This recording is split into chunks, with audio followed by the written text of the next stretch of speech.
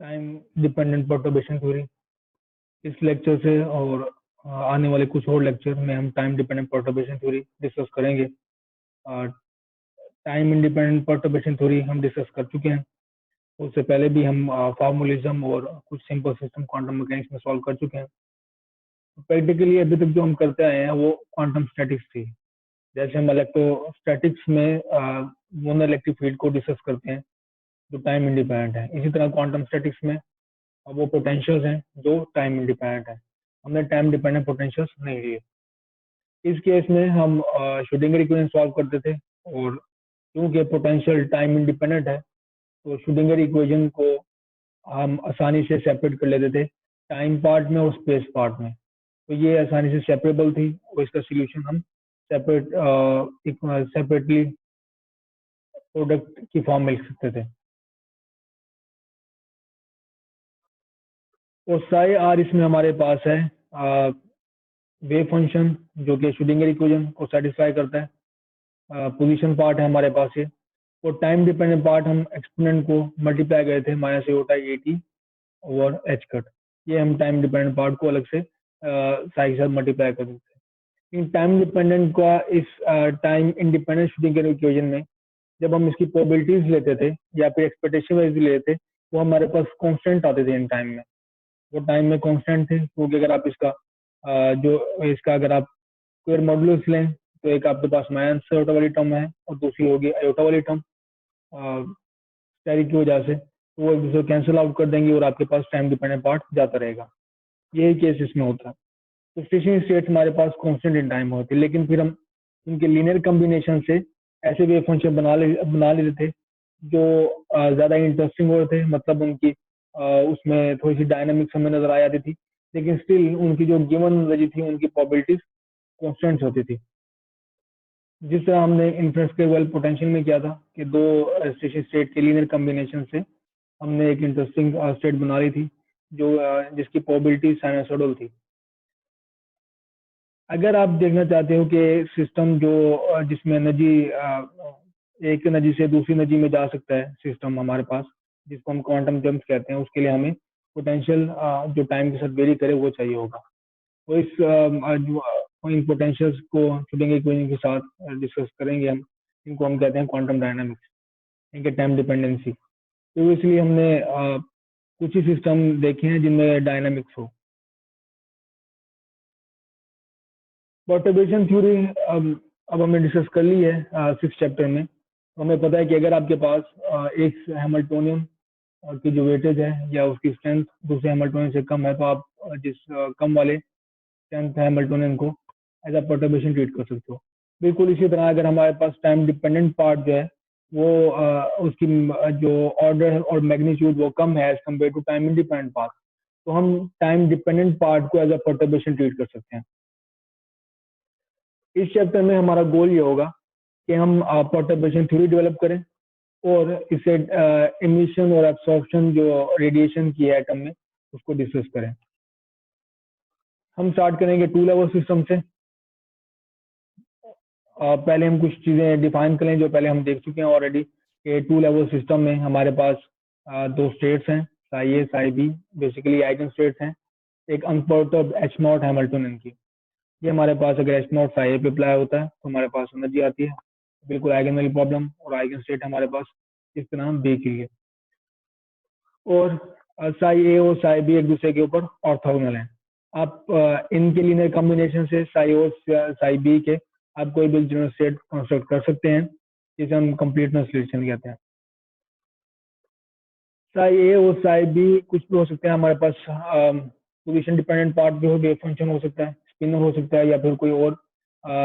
जो हमारे पास इस चीज यहाँ पे मैटर करती है वो ये कि हमारे पास वेव फंक्शन जो है वो टाइम डिपेंडेंट है। साई ए और साई बी इसमें स्पिनर भी हो सकते हैं, पोजीशन वेव फंक्शन कुछ भी हो सकते हैं। साई टी को हम लिखेंगे, वो इसको डिफाइन करेंगे Sai state of the system eight given at time T. तो परटर्बेशन जब हमारे पास नहीं है, हमने परटर्ब नहीं है, हमारे पास सिर्फ एच नॉट है, परटर्बेशन हमने ऑन नहीं की सिस्टम में, तो हमारे पास स्टेट ये है जो गिवन स्टेट है टाइम, वो लीनियर कॉम्बिनेशन है स्विचिंग स्टेट और वेव है, ये जो टाइम डिपेंडेंसी का साथ ये कोफिशिएंट्स हैं जिसे हम प्रोबेबिलिटी कोफिशिएंट कहते हैं।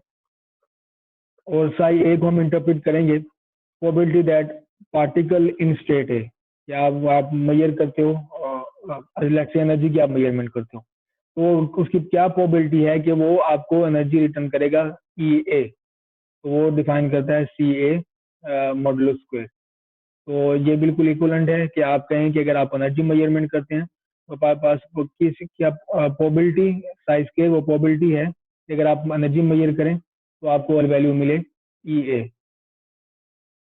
साई ई हमारे पास ऑफ कोर्स नॉर्मलाइज है, तो ये सम ऑफ प्रोबेबिलिटीज इक्वल टू 1 है। अब हम इसमें इंट्रोड्यूस करते हैं परटर्बेशन। तो जैसे मैंने आपको बताया कि हमारे पास साई जो टाइम डिपेंडेंट पार्ट है उसकी जो स्ट्रेंथ है ऑर्डर मैग्नीट्यूड है वो कम है, तो हम इसको एज अ परटर्बेशन ट्रीट कर सकते हैं। अब इस स्टिल जो चीजें हमारे पास सेम है वो ये साई ए और साई बी कंप्लीट है, तो ये लीनियर कॉम्बिनेशन भी इसका हमें स्टेट देगा। हम किसी भी जनरल स्टेट को इनकी लीनियर कॉम्बिनेशन से लिख सकते हैं।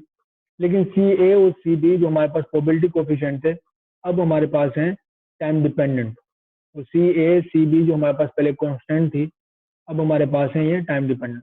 तो अब आप लिखेंगे जनरल स्टेट इस तरह जिसमें सी ए और सी बी टाइम डिपेंडेंट है।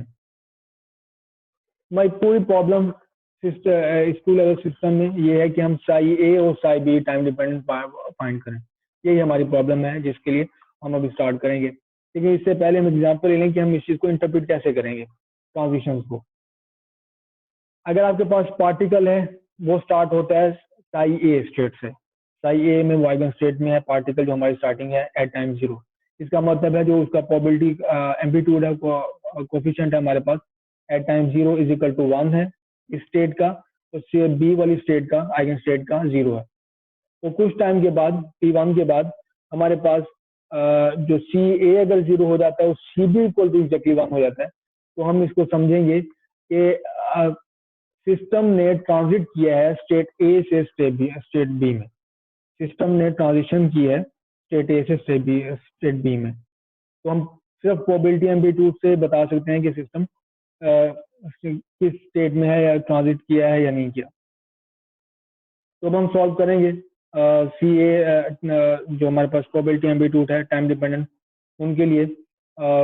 और रिक्वायरमेंट हमारे पास ये है जो साइटी जो हमारे पास 6 में डिफाइंड है वो सेटिस्फाई करेगी टाइम डिपेंडेंट श्रोडिंगर इक्वेशन को। हमारे पास टाइम डिपेंडेंट श्रोडिंगर ये है, जबकि इसमें जनरल हैमिल्टन इक्वल टू है अनपर्टर्ब प्लस पर्टर्बेशन है जो टाइम डिपेंडेंस है।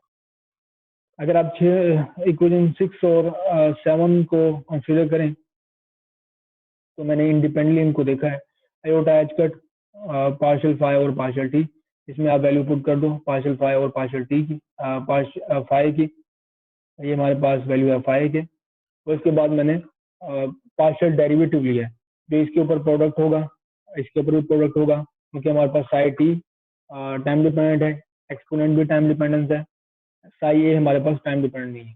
तो हम इससे भी 2 टर्म्स आएंगे हमारे पास और इससे भी 2 टर्म्स आएंगे। तो मैंने लिखा है इसमें ये इसके अगर आप प्रोडक्ट रूल अप्लाई करेंगे तो आपके पास ये स्टेट आएगी, ठीक है, आपने सी ए का डेरिवेटिव, तो दूसरी स्टेट होगी आपके पास सी ई का डेरिवेटिव। इसी तरह अगर आप बी पे अप्लाई करेंगे प्रोडक्ट रूल तो आपको फर्स्ट टर्म मिलेगी सी बी का डेरिवेटिव ये है, और नेक्स्ट टर्म में आपके पास एक्सपोनेंट का डेरिवेटिव होगा ये होगा। अगर आप दूसरी साइड देखें श्रोडिंगर इक्वेशन की, ये मैंने अभी सॉल्व की है, अगर आप ये साइड देखें श्रोडिंगर इक्वेशन की जिसमें H is equal to H not plus H prime है, तो आपके पास 4 टर्म्स आएंगी, 2 टर्म्स आपकी साई में है और 2 टर्म आपकी एच में है। तो एक H not psi A H not psi B plus H prime psi A H prime psi B. Schrodinger equation जो हमने ये प्रीवियसली देखा है सिस्टम में, ये इक्वेशन 1 से कि अगर H not psi A apply होता तो आपको एनर्जी ए देगा और साई ए देगा आपके पास आइगन स्टेट। तो इस तरह बी पे अगर आप एच नॉट अप्लाई होता तो आपके पास ए बी साई बी देगा।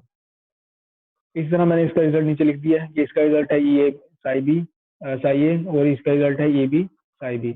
अगर आप यहाँ पे पुट करें तो आप देखोगे कि जो दोनों इक्वेशन हमारे पास इक्वल है। इक्वलिटी के बाद ये दोनों स्टेट आपके पास इक्वल है। अगर आप इक्वल रखेंगे तो आप देखेंगे कि ये वाली जो टर्म है ये कैंसल आउट हो जाएगी आपके पास इस टर्म के साथ, क्योंकि आयोटा एच कट आप इससे मल्टीप्लाई करोगे तो आयोटा मल्टीप्लाई बाय आयोटा -1 हो जाएगा, ये +1 हो जाएगा। एच कट से कैंसिल हो जाएगा। एग्जैक्टली यही स्टेट बनेगी।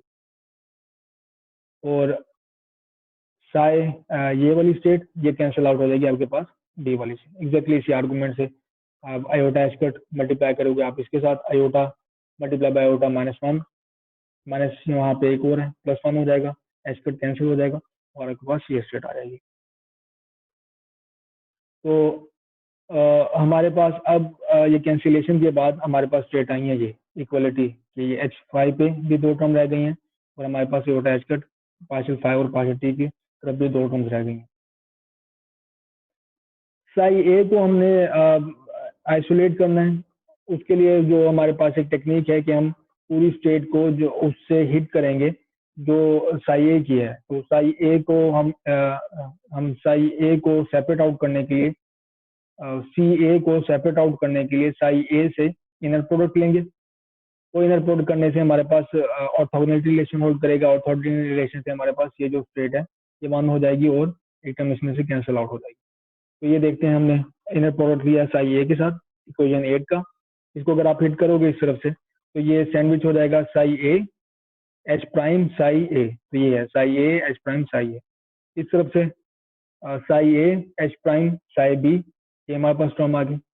और इस तरफ से आप देखोगे कि आपके पास एच बी वाली टर्म कैंसिल आउट हो जाएगी। हमारे पास एच बी वाली टर्म कैंसिल है, यहाँ पे एक्चुअली डॉट है, यहाँ पे साई बी वाली आपके पास टर्म कैंसिल आउट हो जाएगी।